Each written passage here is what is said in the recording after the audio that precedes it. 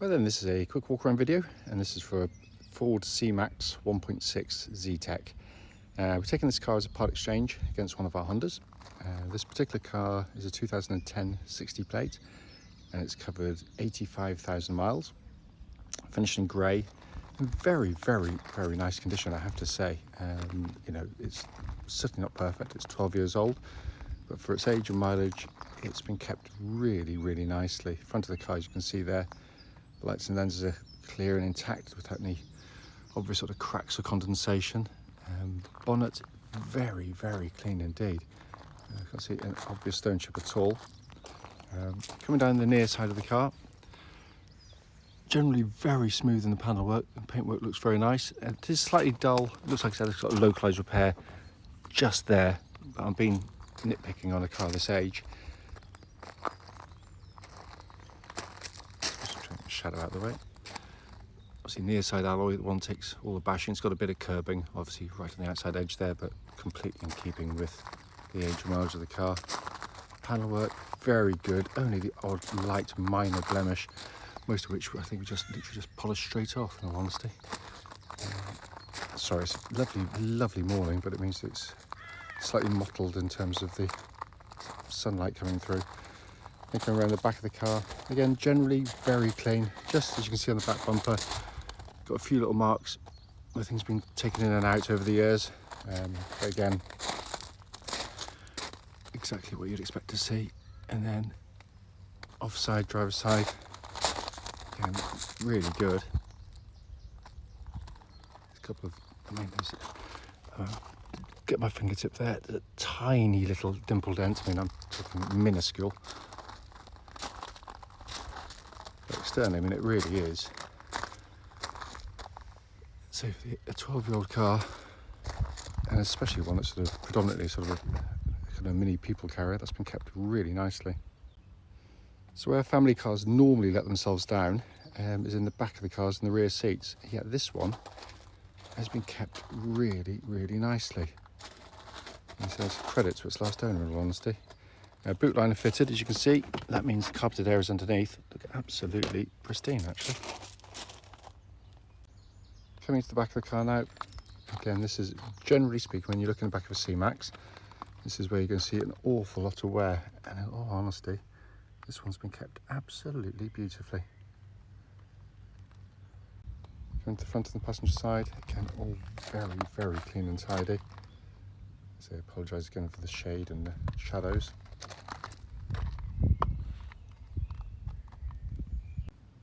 Finally coming on the driver's side, and door card's very clean and tidy. Likewise, footwell area is really good, and the driver's seat, again, in excellent condition. Inside the car now, engine's running as always, so dashboard can be seen illuminated. Dashboard is in beautiful condition, really is.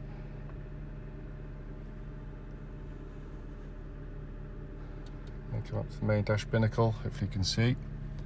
85,975 miles, and there are no warning lights on the dashboard at all. But it is, as I said, it's not perfect, but it's been kept absolutely beautifully, in my opinion, for this type of car.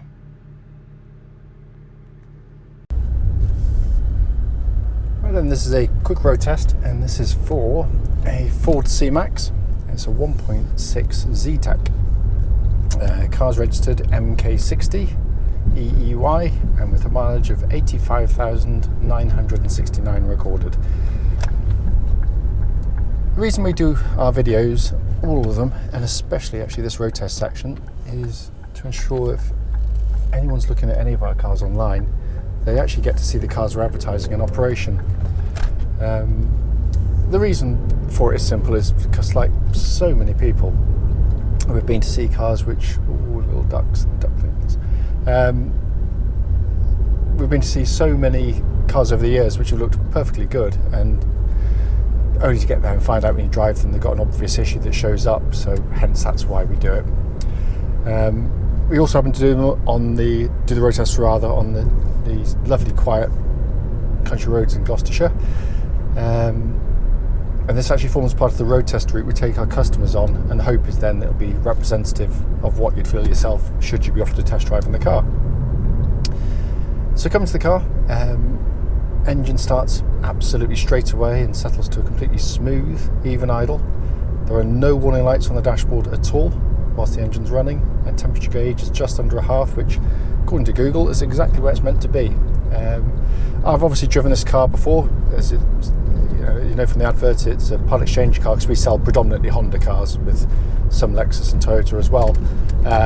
But we take cars like this as part exchange, but before we even entertain offering any money for them, we always drive them first to make sure that they're good or otherwise. And so it comes as no surprise to find that it drives really nicely. Engine's very sweet.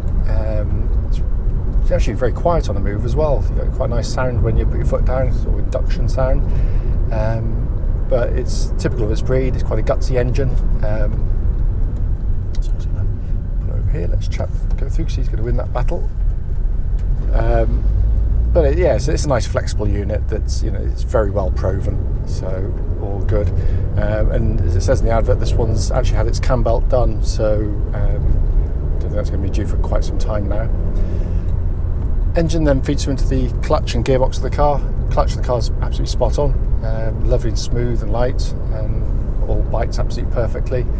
Ford have always been good with their gear changes, in fairness to them. Maybe I'm a bit biased because I know that Honda sort of put some of the best gearboxes out there, but this is pretty good. It's pretty slick. It's nicely weighted. It's got kind of a meatiness to it, which is really nice, and it feels really nice and tight to operate. So obviously, I can't feel any obvious wear in it at all. Actually, to be fair. Coming to the steering and chassis of the car, and again, to be fair, Ford have always done good steering and chassis on cars. And this has kind of got that DNA to it. It's got a lovely feeling to the chassis because it's very, very comfortable, the ride. But quite often you find when you've got a comfortable ride, you get sort of particularly kind of floppy handling, we go through the corners. Whereas the steering's meaty, it's precise, it's accurate. And when you show it some corners, it's happy to change direction very well indeed without great commotion going on. You drive some other competitors of its type, and they can feel very kind of commercial van-like, sort of. They heave about and feels a bit crashy, but this is it's really nicely done. And there's no obvious sort of clonks or rattles in the suspension, all in very, very fine order actually in that sense. Same goes for the steering. Track's absolutely dead straight.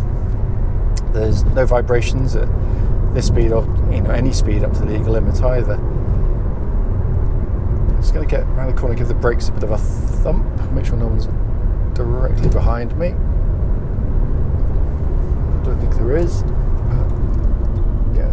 Really nice brake pedal on the car, nice and solid, powerful, pulls the car up nice and easily, and there's no kind of pulsing or vibrations going back through the brake pedal either, so all in nice order there. So finally come inside the car. First things I'd point out, we've not cleaned the car yet. This is exactly as it came to us, but unlike most of its type, these are predominantly family kind of people movers, so they can be quite heavily used by kids in particular, and families. It's very hard to keep on top of them, as my wife will testify to. But this one's been kept really, really nicely. Also very nicely made. There's no obvious sort of squeaks or rattles coming through at all. It feels nicely bolted together. Around here.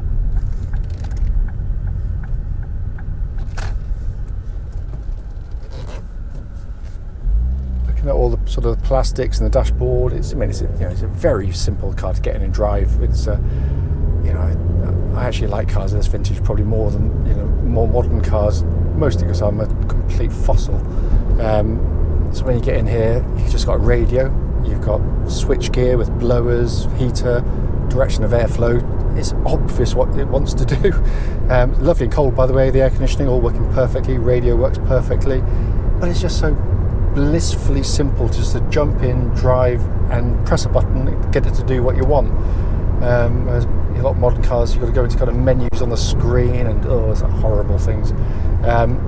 Dash binnacle in front again, nice, simple, easy, legible dials, nicely presented as Ford tend to do, and nice symmetrical layout to the display there. And again, then you've got this nice sort of thick-rimmed, leather-bound steering wheel, which feels very nice to hold as well.